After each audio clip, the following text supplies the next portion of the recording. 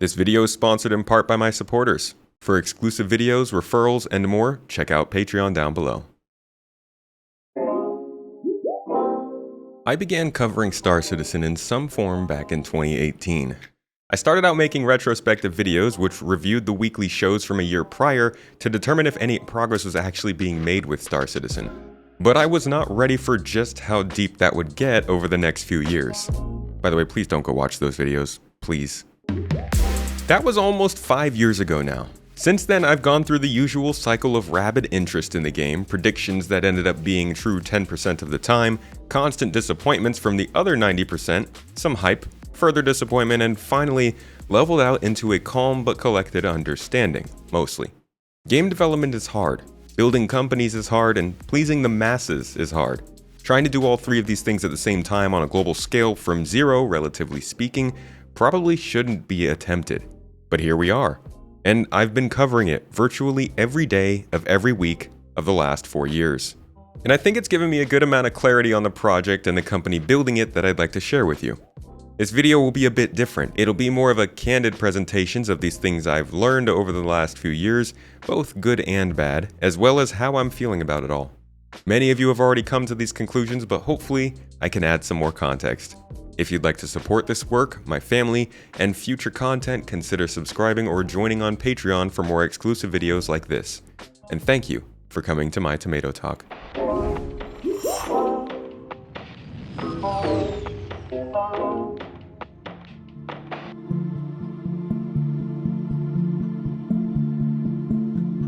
Star Citizen has a way of showing you the potential without actually quite reaching it. This is largely due to the incomplete nature of the engine. A lot of the more amazing features in the game would be much more useful, the details more meaningful, and the experience more consistent if the engine was complete. Stability, networking, hell, even VoIP would all provide a better experience, but that's not all there is to it. Being a game with open development comes with its problems and its perks. I've never seen a game developer share more about its product and development than CIG. Interestingly, that's not to say it's completely open. While they give us a lot of info, an ever-changing roadmap sharing the following patch, a Gantt chart showing the features still to be made, monthly reports of news from around all 5 studios, and 2 weekly shows that share the latest development and discussion for most weeks throughout the year, they're still quite selective with what they tell us. That being said, this open communication gives us a lot of face time with developers who are just as passionate and excited about a game like this as we are, who are sometimes shaking with the chance to talk about their work that may or may not make it into a feature launch. You get where I'm going with this. A lot can be said offhand in a situation like this that's taken as fact or promise, and that's where your problems start to come in. These problems can be small, like the slip of a new vehicle being worked on but not yet revealed. And I think we're moving on to the X1 after that, yeah. So hopefully that comes out this year. hopefully, I don't know. Maybe it's up in the air. We'll see. Or many release dates for major patches and features that continue to be missed. In the latter case, it becomes old rather quickly. Things like the briefing room in 2020 or the road to 4.0 in 2023 also highlight an inconsistency with messaging when only a single or few episodes of an episodic update series are published with no follow-up or additional information. These things become frustrating for the players and aren't really something you have to deal with too often with game companies. Most game companies would show off a vertical slice demo, some edited showcase of gameplay, and a few trailers, all checked over relentlessly to make sure they don't show any mistakes. Seeing the actual development of assets, behaviors, features, and locales from concept all the way to in-game gets players hyped and acts as its own form of marketing, but oftentimes a feature needs to be put aside for a while, and players are never informed. This leads to many believing features have just been removed from the plan entirely. In some cases, such as with the iCache system, that's exactly what happens, and players are made to wait until a solution is discovered before the news is shared.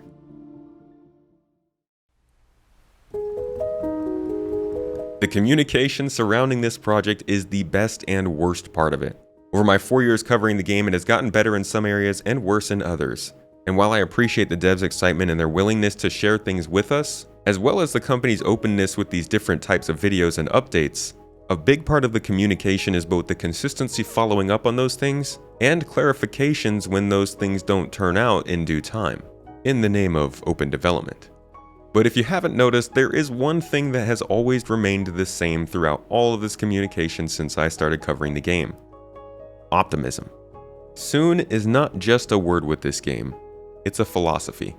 Delays with Star Citizen are second nature. Back in 2022, the company finally decided it was not accurate enough to predict 4 quarters of progress in the future, so they scaled the roadmap to only show 1 quarter ahead, and even then, it's been a bit iffy. When you're looking to get into Star Citizen, you need to be ready for feature delays and missed deadlines. Yes, game development is hard, the code is ever changing, and software is unpredictable, but this is also a company of 1,000 plus people. That's a lot of places for things to break down. A sick kid at home, a better job offer elsewhere, world events. There are plenty of reasons for problems to compound, and with Star Citizen, it'll save plenty of disappointment keeping that in mind. As a quick example, the Banu Merchantman is a ship people have been excited for years, and while it looked like it was headed into the game last year, it turns out the developers working on it had other opportunities for work, and the ship had to be shelved, much to the community's chagrin. In the same vein, the Hull C is coming out in Alpha 3.20 this year, but we were seeing it in engine all the way back in 2018, because the work to be done on the ship might have been complete, but the more advanced physics tech and the cargo refactor needed to also be in the game for the ship to function correctly. So while the ship might have seemed ready 4 years ago, it's only just getting added now. We've been waiting more than 3 years for the Pyro system to enter the game with 4.0, constantly being held back by the addition of server meshing. The why of this is a long story I recently covered on my second channel, but the fact of it remains. Sometimes the messaging and the reality don't match up. The optimism, hype, and high expectations can take over before the devs truly know if the tech even works. And this is likely the most painful part of following this game. Take PES for example, the game-changing item database tracking system. It took years to get this system working. And last May, it was finally announced to be functioning in a closed environment. 3 to 6 months was likely needed to get it tested and into our hands, but the reality was we wouldn't see the system launch in-game until March of the next year, at which point it broke the game for weeks. It was expected to be difficult, but game development proves itself unpredictable, and everything depends on everything. Crushing ships and grinding them up into materials for crafting purposes depends on damage maps, ship status tracking, and commodity tracking to work. These things depend on PES, which is why we are only seeing their development now. Features like salvage, the cargo refactor, and other things all saw delays because PES saw delays, and every other addition down the line or in a parallel sprint of development can also be delayed because of that. Moving developers from one team to another causes holes that might not get plugged. Considering a game with all these features trying to be developed at the same time, that can get bad. Which brings me to one of the biggest things I've realized over these 4 years. I used to think this game was a crazy idea. As a kid, I always wondered to myself, why don't games just write rules for the world and see what happens when they run? I didn't know what simulators were at the time, so excuse me. But atmosphere, gravity, AI, resources, I wanted to see them run naturally, a bit similar to how Bethesda games work actually. Star Citizen seems to take that approach in many areas. It's meant to be a free-form sandbox that aims to just let you live in space. And that is crazy. I just didn't realize how much. This is the most ambitious game ever made. I don't think I've ever actually said that because I don't know every game ever made. How could I? But niche games don't take big budgets. It simply doesn't work. You need to be able to market to enough people to make the money back and then some. And the risk is always high the less mainstream your game is. But what if that niche community could provide a big budget? It would make sense that the most successfully crowdfunded game in history also ends up being the most ambitious. A lot of that ambition came after the realization of that budget and how much people wanted to see it realized, for better or worse. Let's run through just the most basic explanations of some of Star Citizen's planned professions. Cargo hauling, where you can deliver small valuables, large bulk sales, and anything in between on a multitude of dozens of spaceships. You can do this between space stations, outposts, underground facilities, or cities. You can bring a friend with you, or you could run in a convoy with multiple ships, targeting specific commodities or taking whatever is selling well for that day, bringing a combat escorter or relying on turret gunners. Or screw the hauling. You can just buy the ships, purchase the cargo, and then pay others to deliver it for you, staying out of danger and maybe enjoying your time playing other quests. Or how about salvaging, where you can scrape the hull off the outside of a ship to sell as a general purpose good, or you can crunch a ship up into small blocks of the assorted materials that it's made out of and sell those goods to refineries and factories or use them for crafting. Or you can siphon out the oxygen and fuel from a ship that kept it running when players were using it, but the most valuable form will always be removing the weapons and internal components that kept the ship alive. The power supply, shield modules, gravity components, and life support devices that those captains of those ships spent money on to make sure that they were running at tip-top shape. That's now your salvage to sell or use in your own ships. And these same items are used in engineering, a profession that allows players to tune their ships to run specific ways, keep components running so that a ship continues on its mission, and maintain the power network, balancing the power draw of turrets, shields, thrusters, and life support, which also keeps the people on board alive based on the capacity that is available to each ship. That's 3 different options. There's also mining, combat piloting, FPS combat, medical gameplay, hacking, base building, farming, data management, exploration, and refinery gameplay. It's a bit of a bloated mess, but it's also extremely exciting. I've watched the development of some of these systems play out, and it can be bittersweet. We can see the interactions between these systems forming, FPS and ship combat are beginning to intertwine, medical can be relegated to all members or a dedicated medic in many combat situations, mining, refining, and cargo hauling are creating a full game loop, and engineering is showing signs of its presence in cities, outposts, and space stations.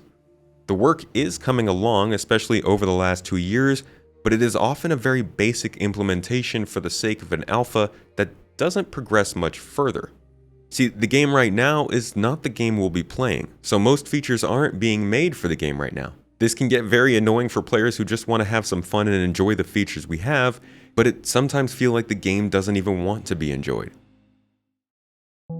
We recently talked about bugs, glitches, and the problems with Star Citizen that don't get fixed, so I won't put you through that again. It's in the relevant links below if you need it.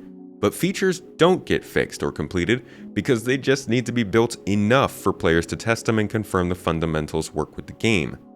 Look at ship docking, which has only been applied to a couple of ships despite so many having docking ports. Yes, it works in the game and you might need it, but because they just needed to get it working in some way, your ship might not actually allow you to dock with the nearby space station. Or how about ship names, which many of you may not have realized is a thing, only available on some ships because, well, the technology needed to be there to connect the player's input to the name that shows up on their ship, but it's not a requirement for the game we're playing right now. Physical components allow some ships to provide additional salvage to you, like we mentioned earlier, but not the less updated ships just yet. They still need to be brought up to the gold standard. And the star map gets you where you need to go, but definitely doesn't provide the quality of life you'd expect when navigating across a star system and needing to search for your destination. These are all examples of game systems that have either remained in legacy form or are underdeveloped because there's simply more work to do on them in the future. And yes, I know with all of this talk starts to come up feature creep, but looking back over the history of this development, what's been said about the game, and the plans made, most of this is stuff that was planned. They're just now getting to the hard part of actually implementing it into the game. And luckily enough for us, as I've been covering the game, they haven't really tried to introduce new mechanics that much. What does end up happening is old mechanics expand in scope as they are tied in with other features. So there is still a bit of a problem there. And that problem remains ever persistent as all of this work needs to keep being done to reach feature complete so that we can move on to beta phase. This is a long and drawn out process. It's going nowhere quick and there's plenty of work to be done yet. I would keep an eye on the development after 4.0, 4.1, and 4.2 and Squadron 42, but for now, things I think are going to continue slow and steady. So keep in mind these quirks around communication, the lack thereof, and the resulting expectations that come from it.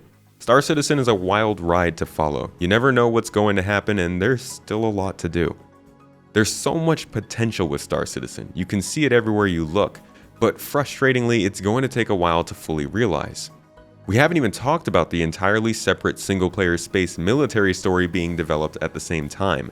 That's actually what takes up most of the development effort and so also slows down Star Citizen.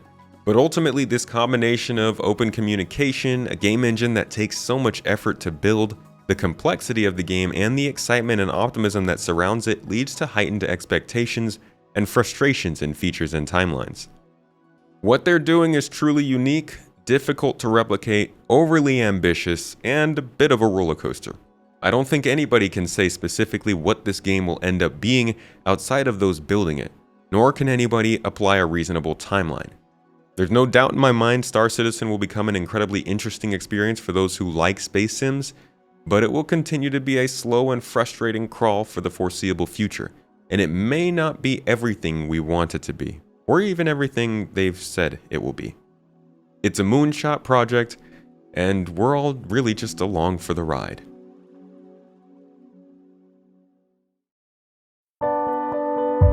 There's a lot to take in about this game. Like I said, there's nothing else really like it. You don't get to watch Star Wars Eclipse or Elder Scrolls 6 go through their growing pains as the fundamentals of the game are figured out. You don't get to see every No Man's Sky update under construction and in players' hands before the official release. But when those things are available to you, you'll also be able to play them as pretty smooth experiences. Mostly. I guess that's becoming less true with even the biggest game releases, but you get my point.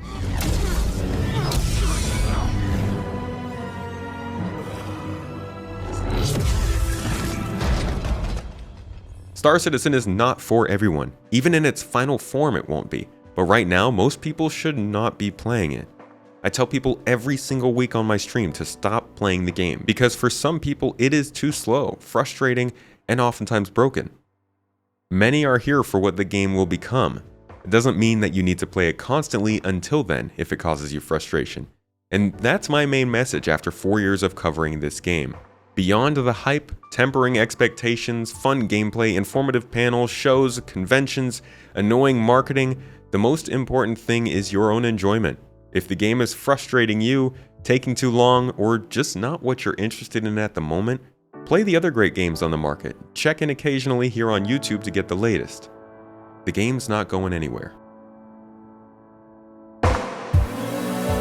Thank you for sticking around for the entirety of this video. This was a long one and a bit rambly, I'm not gonna lie, but after so long of covering the game, I wanted to talk a bit more candidly about my feelings. I appreciate you listening, and as a sign of that appreciation, we'll drop you a secret code here for my ongoing August chip giveaway. Enter below. And consider subscribing to the channel for more space game news, videos, and updates. I'll be covering favorites like Star Citizen and Starfield, as well as future titles like Star Wars Outlaws on this channel, my second channel, my podcasts, and my live streams.